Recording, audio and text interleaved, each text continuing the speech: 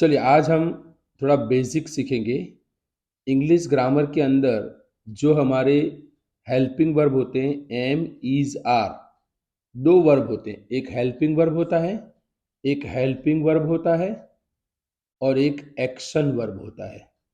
जब सेंटेंस में अकेला हेल्पिंग वर्ब आता है तो उसको हम प्रेजेंट टेंस से आइडेंटिफाई करते हैं, पास्ट टेंस से आइडेंटिफाई करते हैं या फ्यूचर टेंस से हम आइडेंटिफाई करते हैं।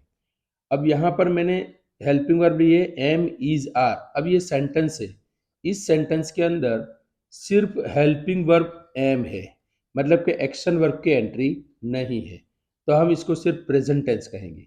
यहाँ पर हमारा हेल्पिंग वर्ब इज है, मतलब एक्शन वर्ब की एंट्री नहीं है, तो हम सिर्फ इसको प्रेजेंट टेंस कहेंगे। यहाँ पे हमारा एक्शन वर्ब है इज, मतलब हेल्पिंग वर्ब है, एक्शन वर्ब की एंट्री नहीं है, तो इसको भी हम कहेंगे प्रेजेंट टेंस। यहाँ पे हमने इट इज इन पर्स, तो ये भी हमारे एक हेल्पिंग वर्ब है प्रेजेंट टेंस का, राइट। इसमें एक्शन वर्ब नहीं है, तो हम इसको कहेंगे प्रेजेंट टेंस।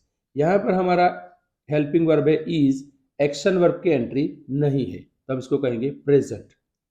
यहाँ पर हमारा इज हेल्पिंग वर्ब है, एक्शन वर्ब की एंट्री नहीं है, तो हम इसको कहेंगे प्रेजेंट। यहाँ पर हमारा एक्शन वर्ब नहीं है, सिर्फ हेल्पिंग वर्ब है, एक्शन वर्ब नहीं है, तो हम इसको कहेंगे प्रेजेंट टेंस। अब मैं आपके सामने एक और सेंटेंस लिखता हूं, आई एम टेकिंग टी। यहाँ पे मैंने एक सेंटेंस लिखा है आई एम टेकिंग टी, तो यहाँ पर हेल्पिंग वर्ब तो है, तो ये प्रेजेंट तो हो गया, लेकिन साथ में एक्शन वर्ब है। एक्शन वर्ब हम किसको कहते हैं? तो एक्शन वर्ब हम गो जाने को, टेक लेने को, पुट रखने को, डांस नाचने को, रीड पढ़ने को, इसको हम एक्शन वर्ब कहते हैं। तो ये सारे सेंटेंस के अंदर एक्शन वर्ब की एंट्री नहीं थी, सिर्फ helping verb am is are की एंट्री थी, इसीलिए हमने उसको टेंस को नाम दिया सिर्फ प्रेजेंट टेंस। ये सिंपल से सेंटेंस है। जो लैंग्वेज के अंदर जो सिंपल से सेंटेंस होते हैं जिसमें एक्शन वर्ब नहीं होते, ऐसे सेंटेंस को हम कहते हैं प्रेजेंट टेंस, या अगर एम इज आर है तो प्रेजेंट कहेंगे। चलो यहाँ पर एक्शन वर्ब की एंट्री हुई है, तो अब ये प्रेजेंट टेंस नहीं है, बल्कि प्रेजेंट में और एक आगे बढ़कर टेंस है, प्रेजेंट कंटिन्यूअस टेंस है। यानी कि इसका नाम आगे और आया present continuous tense. Present tense तो है, लेकिन साथ में नाम क्या मिला? Present continuous. तो हम अभी जो सीख रहे हैं वो सिर्फ प्रेजेंट टेंस कैसे आइडेंटिफाई करना है। तो अगर मान लो helping verb am is are है और एक्शन वर्ब की एंट्री नहीं है, तो उसको हम सिर्फ कहेंगे प्रेजेंट टेंस। चलिए इस तरह से आप यहाँ पर हमारा हेल्पिंग वर्ब है। अच्छा, एक और डिस्कस करना रहेगा कि यहाँ पे एम का मतलब है हूँ, गुजराती में छू, इज है, गुजराती में छे, आर है, प्लूरल में है, डबल मात्रा आएगी, छी। चलो, तो मैं सादिक सर हूँ, वह शिक्षक है, वह घर पर है, मतलब कि होम के आगे हम एट नहीं लिखते क्योंकि होम का मतलब ही होता है घर है, तो she is home. It is in purse, मतलब वो पर्स में है। दैट इज अ टेबल, वो टेबल है।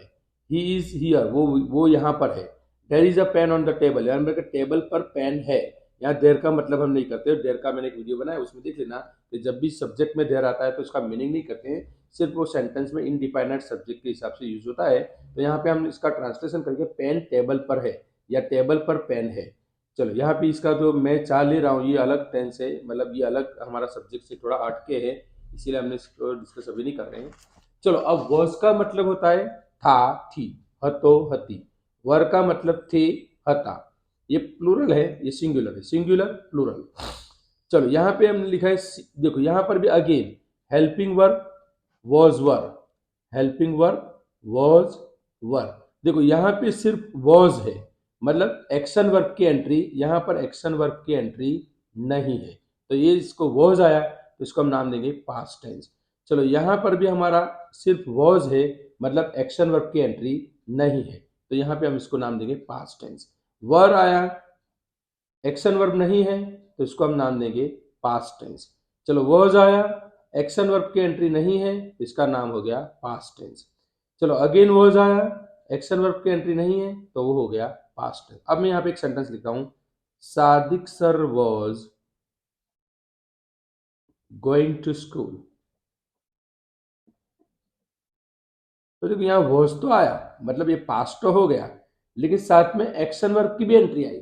तो एक्शन वर्ब की एंट्री आई तो अब हम इसको पास्ट टेंस नहीं कहेंगे, इसका नाम है पास्ट कॉन्टिन्यूअस टेंस। यानी कि पास्ट कॉन्टिन्यूअस टेंस क्यों इसका नाम, क्योंकि एक्शन वर्ब की एंट्री हुई, इसके लिए इसको अलग से नाम मिला, जो अकॉर्डिंग टू टेंस है वो मैंने नाम दिया अभी, कि भाई एक्शन वर्ब की एंट्री किस फॉर्म में हुई है, जिस फॉर्म में होती है ऐसे उसका नाम होगा। यहाँ पे आईएनजी के फॉर्म में है तो इसको मैंने प्रेजेंट पास्ट कंटिन्यूअस टेंस नाम दिया है मैंने। तो यहाँ पर हमारे सिर्फ हेल्पिंग वर्ब की एंट्री होगी, एक्शन वर्ब की एंट्री नहीं होगी, तो सिर्फ पास्ट टेंस कहेंगे। शी वॉज होम, वो घर पर थी। इट वॉज लेट, वो लेट था। दे वर हियर, वो यहाँ, वो वह यहाँ, वे यहाँ पर थे। दैट वॉज ट्रू, वो सही था। Sadiq sir was wrong, Sadiq sir गलत थे।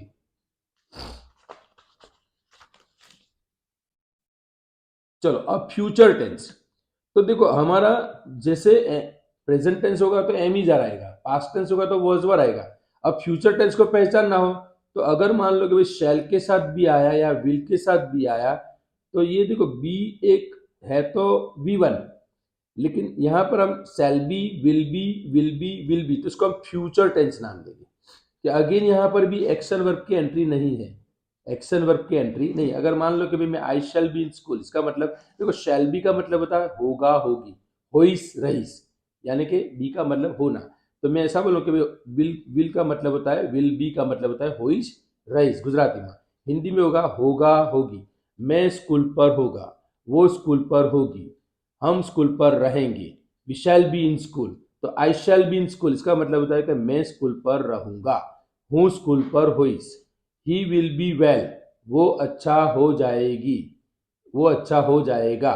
ही विल बी वेल, वो अच्छा हो जाएगा।